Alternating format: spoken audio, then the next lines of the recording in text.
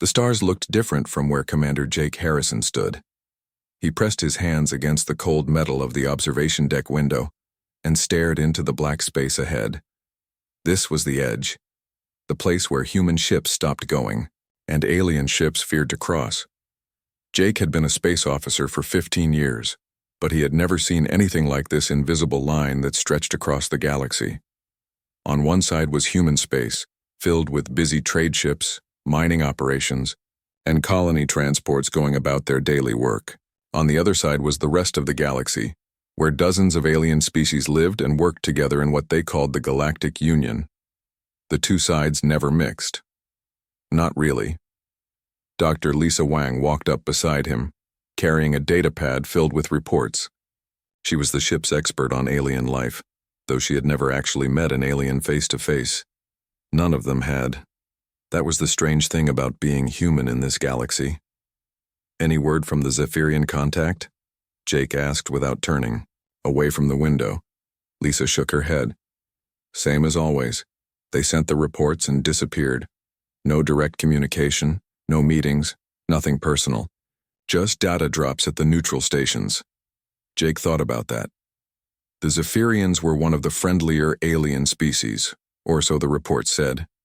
They looked like tall, thin humans with blue skin and extra joints in their arms. They were peaceful traders who got along well with most other aliens, but even they would only deal with humans through computer messages and robotic cargo transfers. "What does their latest report say?" Jake asked. Lisa read from her data pad. 3 more ships went missing near Sector 7. A Karathi science vessel, a Malthusian cargo transport, and something called a Vec exploration pod. All were found drifting empty near the human border. No signs of attack, no distress signals, no crew. This was not news to Jake. For as long as humans had been traveling in space, alien ships that got too close to human territory simply vanished. Not destroyed, not captured, just abandoned. The crews were never found. The ships were always intact, but completely empty, like everyone on board had just walked away. The weird part was that humans had no idea why this happened. Human ships traveled through neutral space all the time. Human diplomats attended meetings at the Galactic Council. Human traders did business at the big space stations. Nobody shot at them or ran away screaming. Well, not usually. But Jake had noticed things. Small things. The way alien security guards would look uncomfortable when humans walked by. How alien traders would finish their business with humans very quickly and leave. How human representatives at the Galactic Council always seemed to sit alone, even during breaks. "Do you think they're afraid of us?" Jake asked. Lisa considered this. "The reports suggest fear, yes, but of what? We're not particularly aggressive compared to some other species. We don't have the most advanced weapons or the biggest ships. Our military is decent, but nothing special. So why would they be scared?" Jake turned away from the window and looked at his ship. The UES Wanderer was a standard exploration vessel, nothing fancy. It had decent shields, basic weapons, and a crew of 43 humans who were just doing their jobs. They were currently on a routine survey mission, mapping asteroids and checking navigation markers along the neutral zone. "Maybe that's what we need to find out," Jake said. "Command keeps sending us reports about missing alien ships, but they never tell us to investigate. They just say, stay on your side of the line and don't ask questions. Maybe it's time we ask some questions." Lisa looked worried. That could be dangerous. What if there's a good reason for the boundary? What if humans really are dangerous somehow and we just don't know it? Before Jake could answer, the ship's communication system buzzed. Lieutenant Amy Foster's voice came through the speakers. "Commander Harrison, to the bridge, please. We've got something strange on the sensors." Jake and Lisa made their way to the bridge where Amy was staring at her display screen. She was young for a communications officer, but she was good at her job. Right now she looked confused. "What do you have, Amy?" Jake asked. Amy pointed to her screen. "There's a ship out there, sir. Dead in space, about 2 light hours from our position. It's definitely alien, looks like Karathi design." Jake felt his heart beat faster. The Karathi were known for making ships with the best defensive systems in the galaxy. Their shields could stop almost any weapon, and their hulls were nearly Indestructible. If a Karathi ship was floating dead in space, something very bad had happened to it. Any signs of attack? Jake asked. No, sir, Amy replied. The ship appears to be intact. All major systems are still online, including life support. But we're not detecting any life signs aboard. Lisa stepped forward. How close is it to human space? Amy checked her readings. About 50,000 kilometers outside the boundary. Line, sir, just barely in neutral territory. Jake made a decision that would change everything. Set course for that ship. We're going to board it and find out what happened. The crew of the Wanderer worked quickly to prepare for the mission. Chief Engineer Pete Collins got the docking equipment ready.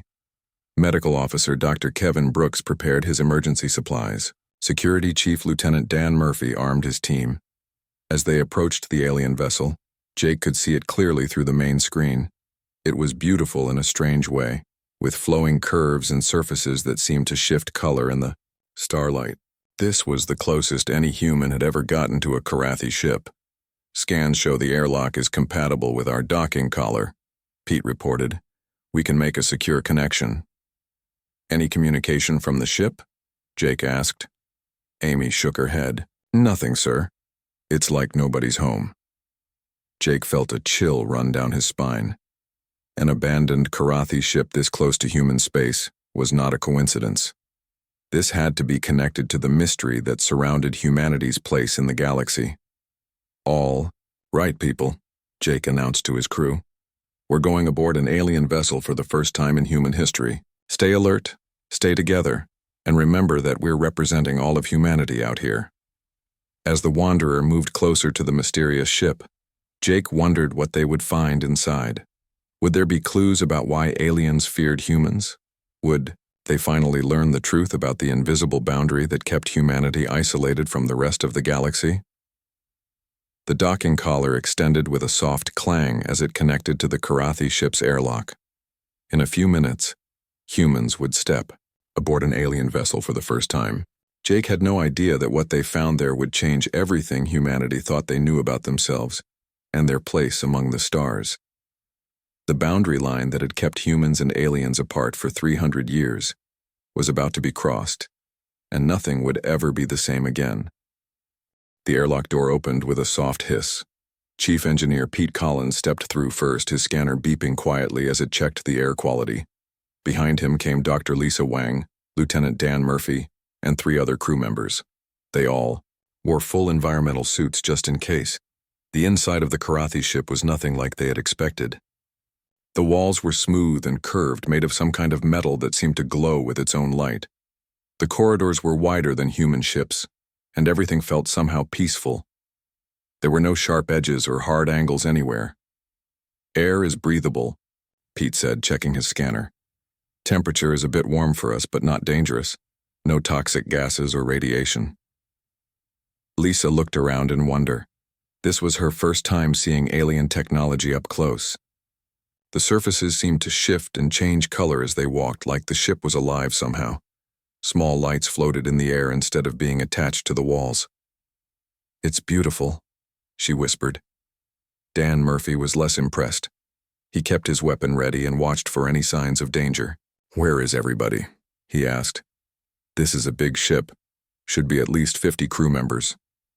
They moved deeper into the vessel, their footsteps echoing in the empty corridors. Personal items were scattered around as if people had just left them. There, a cup of something that might have been coffee sat on a table, still warm. Clothing hung in open lockers. Food was half prepared in what looked like a kitchen area. It's like they all just vanished in the middle of whatever they were doing, Pete said. Lisa stopped at a workstation covered with alien writing. The symbols looked like flowing water, beautiful but impossible to read. I need to find their computer system. If we can access their records, maybe we can figure out what happened. They found the ship's main computer room after 20 minutes of searching.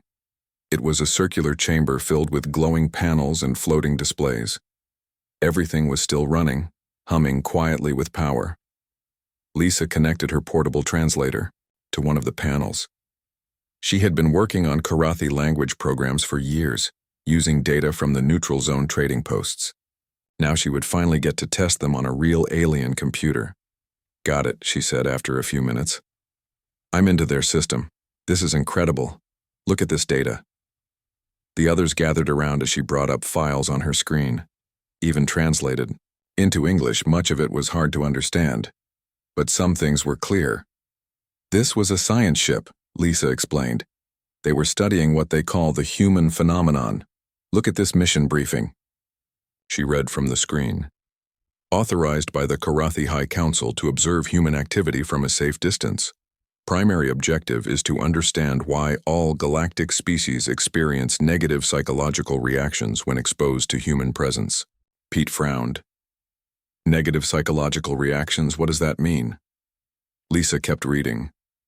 They've been watching our shipping lanes for 3 months, recording our radio transmissions, monitoring our ship movements, trying to figure out what makes humans different from other species. Dan Murphy looked uncomfortable. They were spying on us? Not exactly spying, Lisa said. More like studying us from far away, like we might study dangerous animals. Listen to this log entry from their captain. She found an audio file and played it.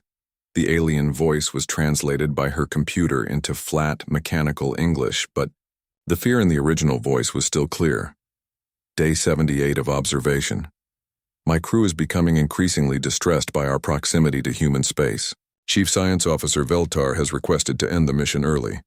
She reports nightmares and anxiety attacks when reviewing human communication intercepts. Ship's doctor believes the entire crew is suffering from stress-related illness. Lisa looked up at the others. This was recorded 2 weeks ago. She played another log entry, this one more recent. Day 85. We have moved to maximum safe distance, but the psychological effects continue to worsen. Communications Officer Rendall collapsed during his shift while monitoring human traffic control broadcasts. He claims he could hear something terrible in the transmissions, but our equipment detects nothing unusual. Pete shook his head. That doesn't make sense. Our radio traffic is just normal ship communications. Weather reports, cargo manifests, family messages. Wait, there's more, Lisa said. She found the final log entries. Day 91. I am ordering all monitoring equipment to be shut down. My crew is experiencing complete psychological breakdown. Engineer Colmat has barricaded himself in his quarters, claiming that the humans are inside his head. Medical Officer Tarvin is sedating crew members who become violent when exposed to human transmissions. The last entry was from 3 days ago. Lisa played it with growing horror. Day 93. This is Captain Zelkor recording what may be my final log. My crew has abandoned the ship. They took the escape pods during the night shift, fleeing from something they cannot explain. I tried to follow, but the pods were set to automatic pilot and would not respond to my commands. I am alone now, and I finally understand their fear. The recording continued, but the captain's voice was shaking. I can feel them out there.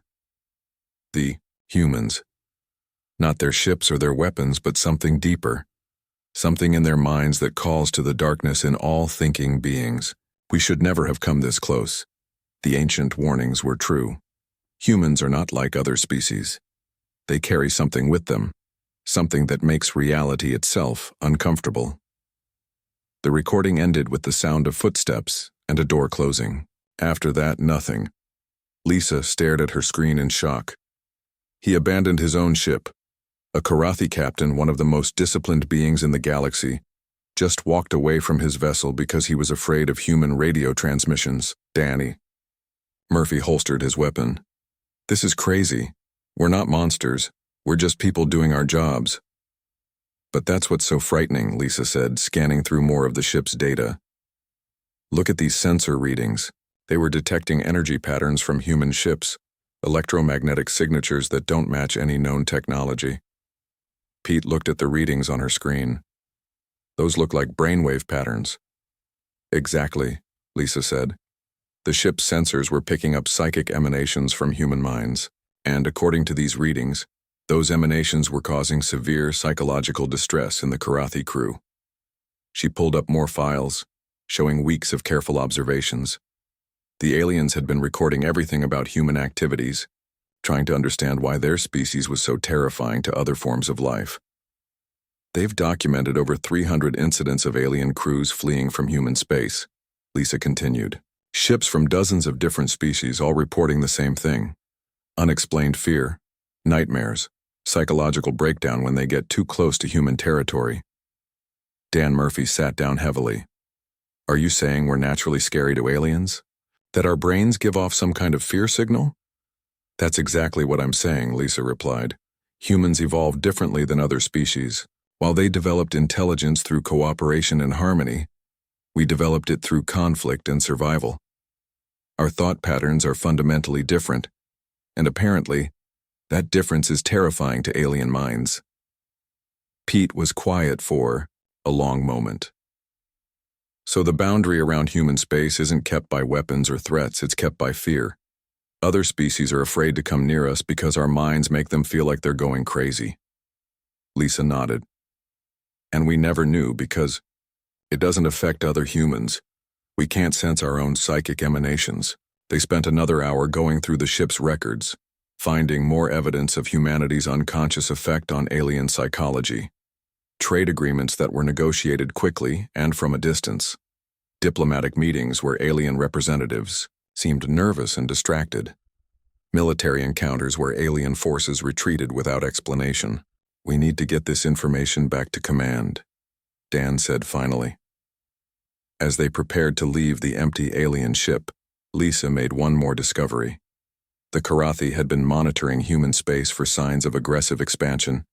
They had been watching to see if humanity would eventually cross the boundary and invade the rest of the galaxy. They're afraid we'll come after them, Lisa said. All these years they've been waiting for humans to realize their power and use it to conquer other species. Pete shook his head. But we don't even know we have this power.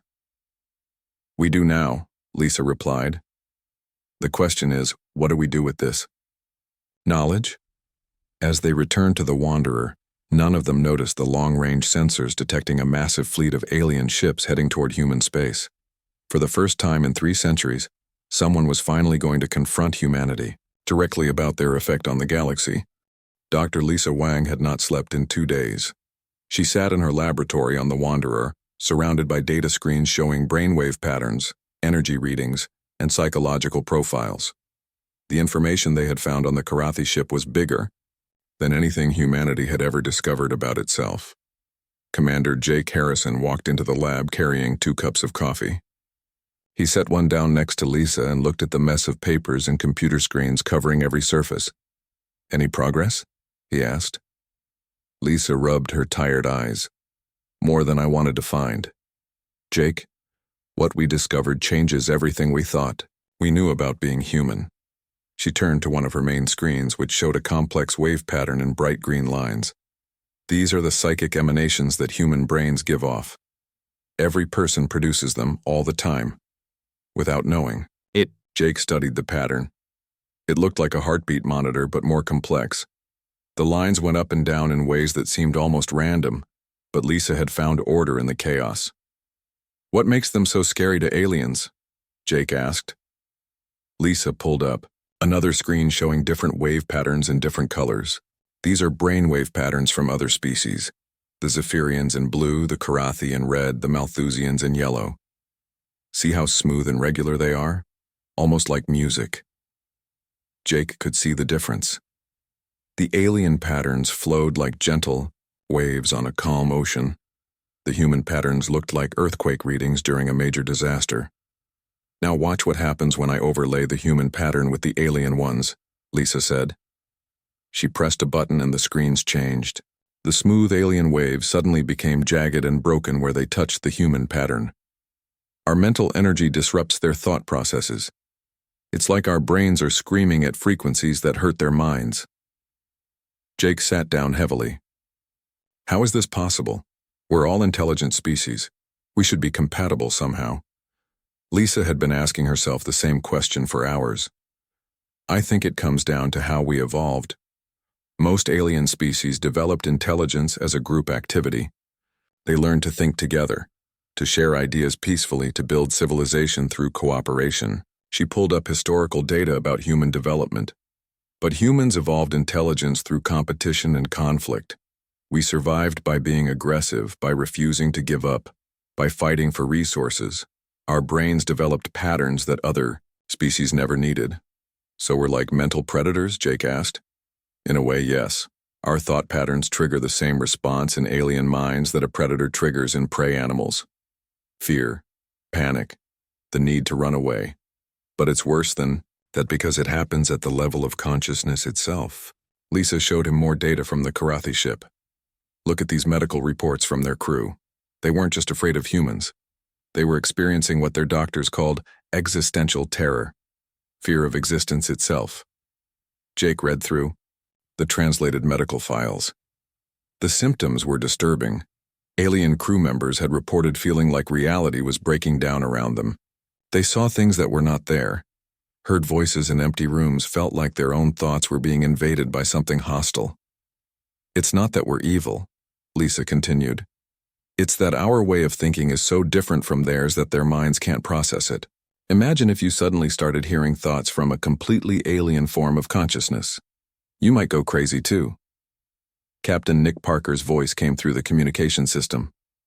Commander Harrison, please report to the bridge immediately. We have an urgent message from Earth Command.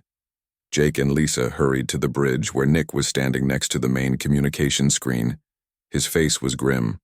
What's the situation? Jake asked. Nick activated the screen, showing Admiral Grace Mitchell at Earth Command headquarters. She looked worried, which was unusual for someone known for staying calm under pressure. Commander Harrison, the Admiral said, we've been receiving reports from our border stations. Similar situations to what you found are happening all along the human frontier. Abandoned alien ships, empty vessels drifting in neutral space, all showing the same pattern. Jake felt his stomach drop. How many ships, Admiral? Over 50 in the past month alone, and that's just what we know about. The aliens are starting to notice that their people are disappearing near human space. Lisa stepped forward. Admiral, we've made some discoveries about why this is happening. Humans appear to generate psychic emanations that cause severe psychological distress in other species. Admiral Mitchell was quiet for a moment. Explain. Lisa quickly summarized their findings from the Karathi vessel. She talked about the brainwave patterns, the fear responses, and the evolutionary differences between humans and other intelligent species. So you're telling me that humans are accidentally driving aliens insane just by existing near them? The Admiral asked. That's exactly what I'm telling you, Lisa replied. Every human broadcasts mental energy that other species interpret as a threat to their sanity. We can't control it, because we don't even know we're doing it. Nick Parker brought up a star chart on the secondary screen. Admiral, this explains a lot about our diplomatic relations. Why aliens always seem nervous around human representatives. Why trade negotiations happen so quickly. Why we've never been invited to join the Galactic Union, despite being peaceful. Jake studied the star chart, which showed human space as a red zone surrounded by a much larger area of alien territory. We're not excluded because we're aggressive. We're excluded because we're terrifying. Admiral Mitchell looked thoughtful. This information needs to be classified at the highest levels until we understand what it means for humanity's future. Dr. Wang, I'm authorizing unlimited resources for your research. We need to know if this effect can be controlled or reduced. Before anyone could respond, Lieutenant Amy Foster's voice came from the communication station. Admiral, Commander, I'm picking up a massive fleet signature on long-range sensors, multiple species, hundreds of ships, heading directly for human space. The main screen switched to show sensor readings of an enormous alien armada. Jake had never seen so many ships in one place. There were vessels from at least 12 different species, all organized into attack formations. How long until they reach the border? Jake asked. Amy checked her readings. At current speed, approximately 18 hours. Admiral Mitchell's image flickered as the transmission was affected by interference. Commander, you're the closest ship to the approaching fleet. I need you to establish contact and find out what they want. Jake looked at his crew. Admiral, given what we've learned about human effects on alien psychology, attempting contact might be dangerous. We could accidentally cause a panic in their fleet. That's a risk we have to take, the Admiral replied. This is the first time in 3 centuries that aliens have directly approached human space in force. We need to know if this is an invasion, or something else. Lisa was studying the sensor data of the approaching fleet. Jake, look at the lead ship's design. It's Vorthak construction. They're one of the few species known for mental discipline and psychic resistance. What does that mean? Nick asked. It means they might be the only aliens capable of getting close enough to humans to have a conversation without going insane, Lisa replied. This could be our first chance for real contact with another intelligent species. Jake made a decision that would determine the future of human-alien relations. Amy, open a channel to the lead ship of the alien fleet. Standard diplomatic frequencies. Azim, the Wanderer prepared to make contact with the approaching armada. Jake wondered if humanity was about to make its first real alien friends, or its first real enemies. The invisible boundary that had protected and isolated humans for 3 centuries was about to be tested in ways no one had ever imagined. The answer would determine whether humans would remain alone in their corner of the galaxy, or finally take their place among the stars as part of a larger galactic community. The alien fleet stopped just outside the neutral zone, their ships forming a perfect line across space. Jake had never seen so many different vessel designs in one place. Sleek Zephyrian cruisers floated next to bulky Karathi science ships. Small, Malthusian fighters buzzed around massive Vorthak command vessels like insects around giants. Lieutenant Amy Foster worked at her communication station, trying to establish contact with the fleet. I'm getting responses, sir, but they're strange. Most ships are acknowledging our signals but not responding directly. Only the lead Vorthak vessel is attempting actual communication. Jake stood behind her, watching the translation software work. The Vorthak language was unlike anything in their databases. It sounded like metal grinding against stone, but somehow, the computer was making sense of it. This is Commander Zektar of the Hegemony Alliance fleet, the translated voice said through the speakers. We demand an explanation for the human influence over galactic civilization. Dr. Lisa Wang looked up from her research station. At least they're talking to us. That's more than most aliens have ever done. Jake activated the communication system. This is Commander Jake Harrison of the UES Wanderer. We're willing to discuss any concerns you may have. What do you mean by human influence? There was a long pause before Zektar responded. For 300 years, your species has controlled galactic affairs through fear. Trade routes are planned around your territory. Wars have been avoided because no species wants to attract human attention. Resources are wasted monitoring your borders. We demand to know how you maintain this control. Jake exchanged glances with his crew. They were still getting used to the idea that humans were feared throughout the galaxy. Commander Zektar, I can assure you that humans have no intention of controlling galactic affairs. We are not even aware that other species fear us. Lies, came the harsh response. No species achieves such dominance through accident. Your psychological warfare techniques are too sophisticated to be unintentional. Lisa stepped forward. Jake, let me try. Maybe I can explain the scientific aspect. Jake nodded and handed her the communication controls. Commander Zektar, this is Dr. Lisa Wang, our xenobiologist. We've recently discovered that humans produce psychic emanations that cause distress in other species. This effect is completely unconscious. We don't control it, and we didn't even know it existed until yesterday. Another long pause. You claim ignorance of your own abilities? Not abilities, Lisa corrected. Evolutionary accidents. Human consciousness developed differently than other species. Our thought patterns are incompatible with most alien minds, causing fear responses. We're as surprised by this as you are. Jacob could hear background conversations in the alien language before Zektar spoke again. The Hegemony Alliance has debated this issue for many cycles. Some believed humans were deliberately terrorizing the galaxy. Others thought you were unaware of your effect. We have come to determine the truth. And how do you plan to do that? Jake asked. Direct contact. If humans truly cannot control their fear-inducing abilities, then face-to-face communication should be impossible. If you can control them, then you have been using them as weapons. Lisa worked quickly at her computer station, pulling up the research she had been developing since their discovery. Jake, I think I might have a solution. I've been working on neural dampeners based on the Karathi data, devices that could reduce the intensity of human psychic emanations. Jake looked at the small device she was holding.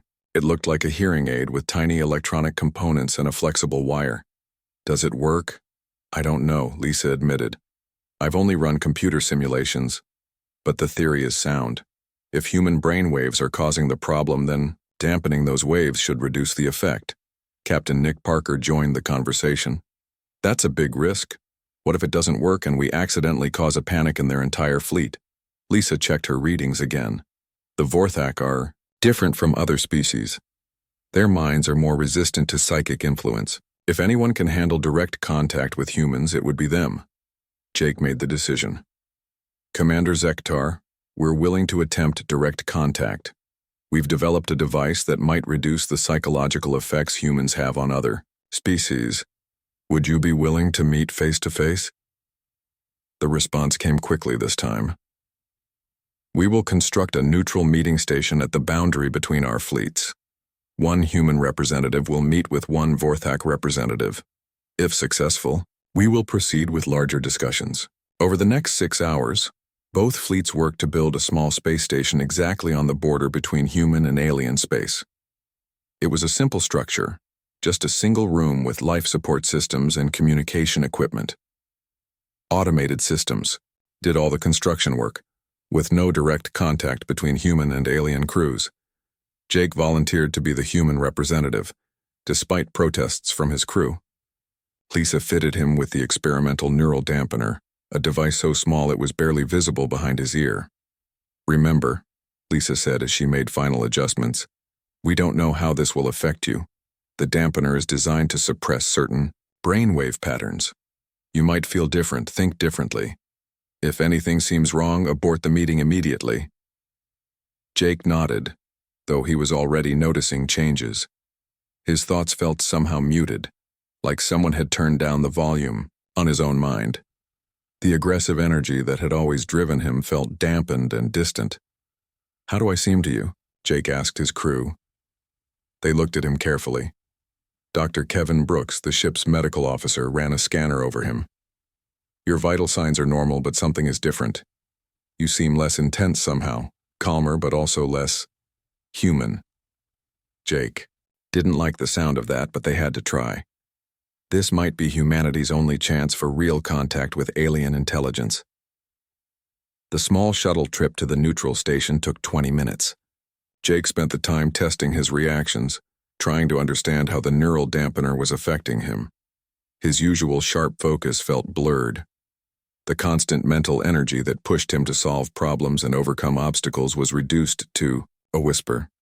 The station was tiny, just one circular room with chairs designed for both human and Vorthak anatomy. Jake arrived first and waited, wondering what he was about to encounter. Commander Zektar entered through the opposite airlock 5 minutes later. Jake's first thought was that the alien looked like a 7-foot-tall lizard wearing armor. His skin was dark green and covered with scales. His eyes were bright yellow and his hands ended in claws. But he moved with obvious intelligence and dignity. For the first time in galactic history, a human and an alien looked directly at each other without terror. Zektar stopped just inside the doorway, his yellow eyes studying Jake carefully. Remarkable. I feel no fear, no urge to flee. Your neural dampening technology is effective. Jake stood up, noticing how the simple movement felt different with the dampener active. Commander Zektar, it's an honor to meet you. This is the first time a human has had a conversation with another intelligent species. The honor is mutual, Zektar replied, his translated voice carrying what might have been relief. For 3 centuries, my species has wondered what humans were truly like beneath the terror you inspire. Now I can see that you are much like us, intelligent, curious, seeking understanding. They sat down across from each other, 2 representatives of species that had been separated by fear for 300 years. Jake felt the weight of history on his shoulders, but the neural dampener made it seem less overwhelming than it should have. "Now we must discuss the future," Zektar said. "Your species faces a choice that will determine your place in the galaxy. You can remain isolated but authentic, or join our civilization at the cost of your fundamental nature."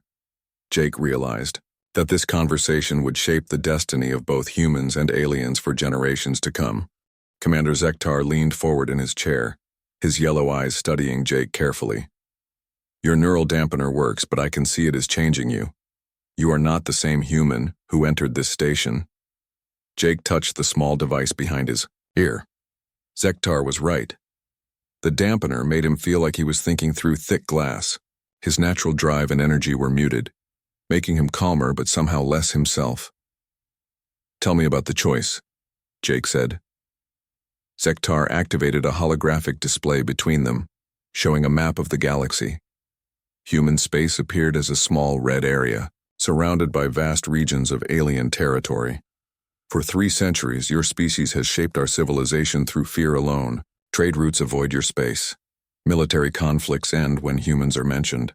Scientific research is limited because resources go to monitoring your borders." Jake studied the map. "We never asked for that kind of influence." "No, but you have it nonetheless," Zektar replied. "Your unconscious psychic emanations have made you the most powerful force in galactic politics without you even knowing it. Now you must decide what to do with that power." The alien commander changed the display to show population data. "There are over 400 billion intelligent beings in this galaxy. Your species numbers only 12 billion. Yet we all live in fear of what you might do if provoked."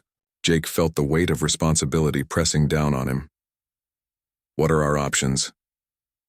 "3 choices," Zektar said, holding up clawed fingers. "First, you can embrace your nature, remove the neural dampeners, accept that you are terrifying to other species, and rule the galaxy through fear. Many of my kind believe this is what humans secretly want." Jake shook his head immediately. "That's not who we are. Humans don't want to rule anyone through fear." "Second choice," Zektar continued. "Your entire species adopts neural dampening technology. Suppress your natural psychic emanations and join galactic civilization as equals. You would be welcomed with great relief by every other species." "And the third choice?" Zektar's expression became unreadable. "Maintain the boundary. Stay in your corner of the galaxy, isolated but authentic. Accept that humans and other species cannot coexist due to fundamental psychological incompatibility." Jake stood up and walked to the small window overlooking space. He could see the human fleet on one side and the massive alien armada on the other, 2 civilizations that had existed in the same galaxy for centuries but had never truly met. "The neural dampeners change us," Jake said. "I can feel it working right now. It's not just reducing psychic emanations, it's changing how I think, how I feel who I am as a person." "Yes," Zektar agreed. "My scientists studied the readings from your device. The dampener suppressed the aggressive drive that makes humans unique. The refusal to accept defeat, the willingness to fight impossible odds, the mental energy that lets you survive in any environment. These qualities terrify us, but they also define your species." Jake thought about his crew, about all the humans he had known throughout his life. Their stubborn determination, their refusal to give up, their ability to find solutions when everything seemed hopeless.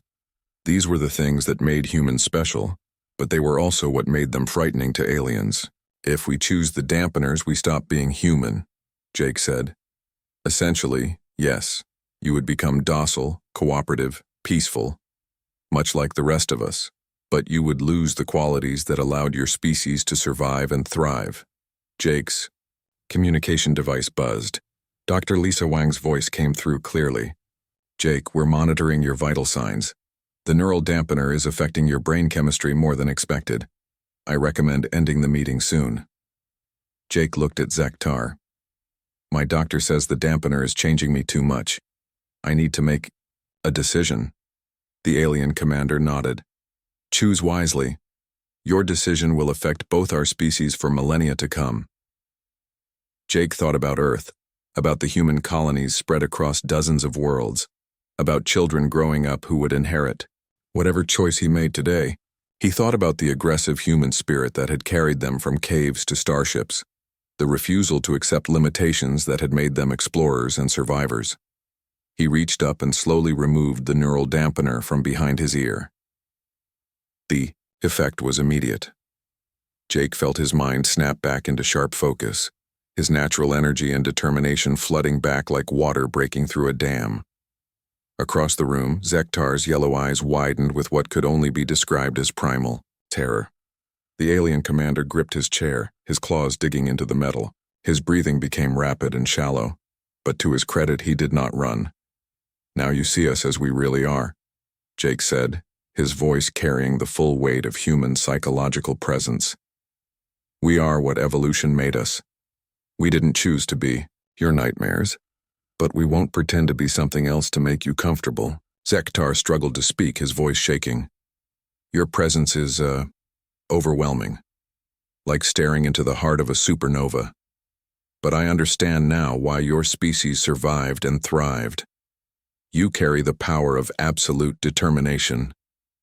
Jake stepped closer, and Zektar flinched but held his ground. "The question isn't whether we can change to fit your expectations. The question is whether the galaxy is big enough for different kinds of consciousness to coexist." What are you proposing?" Zektar managed to ask. "The boundary stays," Jake said firmly. "Humans remain in our space, aliens remain in yours. But now both sides understand why. It's not hatred or aggression. It's recognition that some differences can't be bridged." Jake activated his communication device. "Amy, open a channel to the entire alien fleet." "Jake, are you sure about this?" Lisa's voice came through the speaker. "I'm sure," Jake replied. "Patch me through." Jake's voice was broadcast to over 300 alien ships, carrying with it the full force of human psychic emanations. Across the fleet, alien crews experienced the same terror that Zektar was fighting to control. "This is Commander Jake Harrison of the United Earth Space Force," Jake announced. "For 3 centuries, your species have feared humans without understanding why. Today, you have your answer. We are not your enemies, but we are not your friends. Hey there. We are something different, something your minds cannot fully comprehend." He paused, letting the weight of his words sink in across the fleet. "The boundary around human space will remain, but now it represents choice rather than ignorance. We choose to be what we are. You choose to stay away because your survival instincts are correct. There is no shame in this. The galaxy is vast, enough for both dreams and nightmares." Jake closed the communication channel and looked at Zektar, who was slowly regaining his composure. "Your fleet can return home. Tell them that humans understand their place in the cosmos now. We won't expand beyond our current borders, but we won't diminish ourselves either." Zektar stood up shakily. "This outcome is acceptable. The Hegemony Alliance will respect human territory, but we will also prepare defenses in case your species ever changes its mind about expansion." "That's wise," Jake agreed. "Always prepare. For the worst when dealing with humans, it's what we would do." As Zektar left the station, Jake looked out at the alien fleet beginning to withdraw. The boundary would remain, but now both sides understood what it really meant. Humans were alone in the galaxy, not because they were hated, but because they were incompatible with other forms of consciousness. Jake felt no sadness about this choice. Humans had always been explorers and survivors, comfortable with being different and dangerous. They would continue to grow and thrive in their corner of space, carrying the aggressive spark that made them unique. The galaxy was big enough for nightmares and dreams to coexist, as long as they kept their distance. And in the vast darkness, between stars, perhaps that was the best any species could hope for.